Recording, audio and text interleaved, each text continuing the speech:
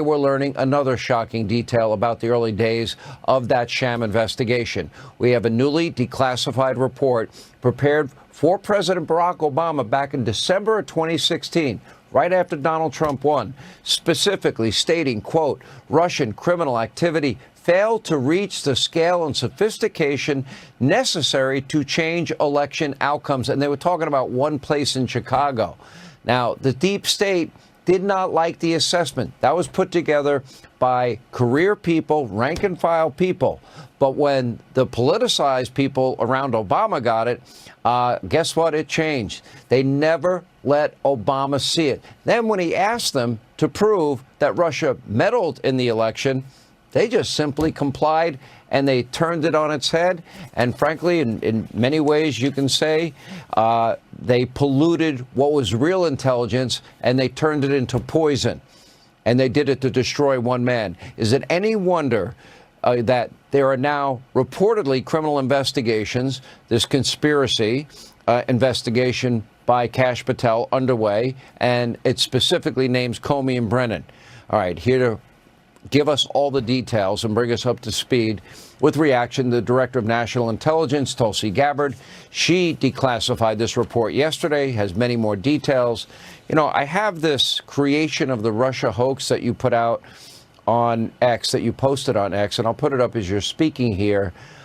What is amazing to me as I've gone through this cache of documents we've released is they concluded just the opposite. They concluded there was no problem. And then all of it, that was the rank and file. These were career people in the intel community. They gave honest assessments. Then all of a sudden it ends up in the hands of the leadership, the deep state as we call them. And what happened to it? Can you explain what the process and what these documents reveal? Yeah, thank you so much, Sean. This is such an important issue. And I just want to start by saying that this is an issue that is important to every single one of us as Americans. This is not a partisan issue. It has to do with the integrity and the strength of our democratic republic. And it lays out this over 100 documents that you're referencing that I released, declassified and released, spells out in great detail exactly what happens when you have some of the most powerful people in our country directly leading at the helm, President Obama and his senior-most national security cabinet, James Comey, John Brennan, James Clapper, and Susan Rice and others, essentially making a very intentional decision to create this manufactured, politicized piece of intelligence with the objective of subverting the will of the American people who in November of 2016 delivered a historic victory to President Trump, defeating Hillary Clinton. And President Obama and his team, their goal was to essentially not accept the decision of the American people and to use this manufactured, politicized intelligence as a means to enact what would become essentially a years-long coup against President Trump. You have gone into great detail over these years of what the effects of this document and this decision have resulted in. Obviously, a years-long Mueller investigation that cost taxpayers almost $40 million, 2 congressional impeachments, endless smears and attacks against not only President Trump, but his family. He had senior members of his team who were investigated, some arrested and jailed. We had heightened and increased tensions between the United States and Russia.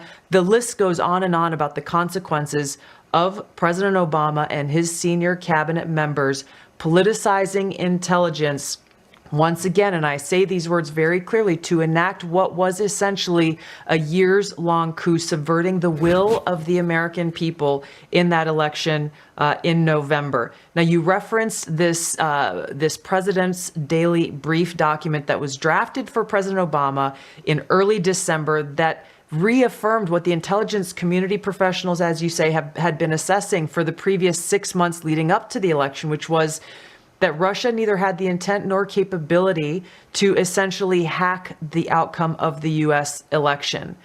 As you said, President Obama's political appointees pulled that document before it could be published, and it has not been published until we released it today. And the very next day after they pulled that document, President Obama called a National Security Council cabinet meeting to discuss how Russia interfered with the election. Again, this is the first week of December. 9th, President right? Trump had already won. Correct. This is the December 9th meeting. That came, that's exactly right. The December 9th meeting, we declassified and released what they called the summary of conclusions from that meeting. Then DNI James Clapper took the lead on what President Obama wanted done, and which was essentially create a document that tells us not if, but how Russia interfered with the election. President Obama delivered the conclusion that he wanted the intelligence community to reach and directed them to find and essentially create and manufacture the intelligence to support the conclusion that President Obama wanted to deliver to the American people.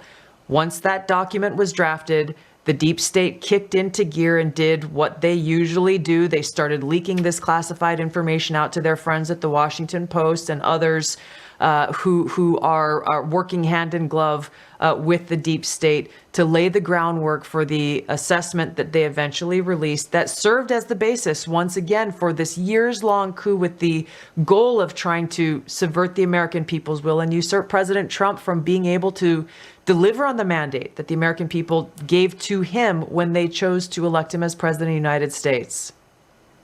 So you had career intel people that came to a conclusion that, in fact, Russia did not interfere, that it had no impact, and they didn't like the assessment, and they have this meeting with President Obama at the time, and they make the decision, a very conscious decision, to pervert real intelligence, turn it into phony intelligence, but also simultaneously something else was happening. And James Comey, for example, was warned about the Russian disinformation dossier that was paid for by Hillary Clinton. He was warned not to trust it, but it became the bulk of information for not one but four separate FISA warrants, ruined Carter Page's life, but also backdoored an ability for them to spy on President Trump, candidate Trump, and transition team Trump. Nobody was ever held accountable for that either. Now, to me, it sounds like you have appointed powerful bureaucrats that just flat out created a narrative that was false to undermine a duly elected president. Now, if that's not a grand conspiracy, I don't know what would be. Do you see crimes here? I do, Sean, and I'm referring all of these documents that we have found and uncovered, referring them to the Department of Justice for further investigation, accountability, and action, not just investigation, but action. Accountability has to take place.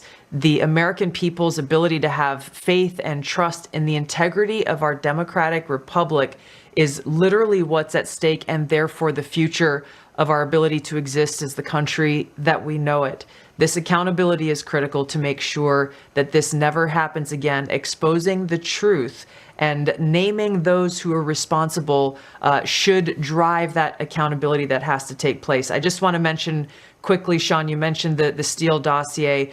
That plays a critical role in these documents that we released, specifically because James Clapper, James Comey, John Brennan, they all knew that the Steele dossier was discredited at this point. It's not something any intelligence professional looked to as something that could be referenced or should be referenced in any intelligence assessment whatsoever. I know that there were professionals who were told include the Steele dossier in this January Obama-directed manufactured piece of intelligence, and they protested to people like John Brennan and James Clapper. They were shocked that it would even be considered.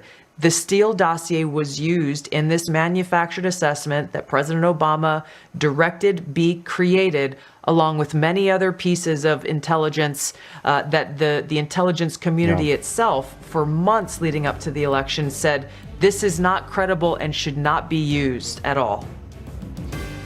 We've got to get to the bottom of this. I hope there are criminal referrals at the end of this. This investigation has got to be thorough, and I have every belief that this is a big release today. Declassifying this is a big deal.